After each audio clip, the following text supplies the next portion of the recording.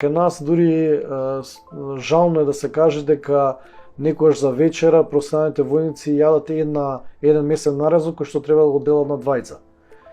Тоа е ситуација која што е долги години, тоа не е од сега, тоа е од многу одамна и не се решава тој проблем. Многу тие додатоци што следуваат, како млеко, додаток и сите други работи дополни, и тоа е, фали, де фали млеко, де фали сок, де фали...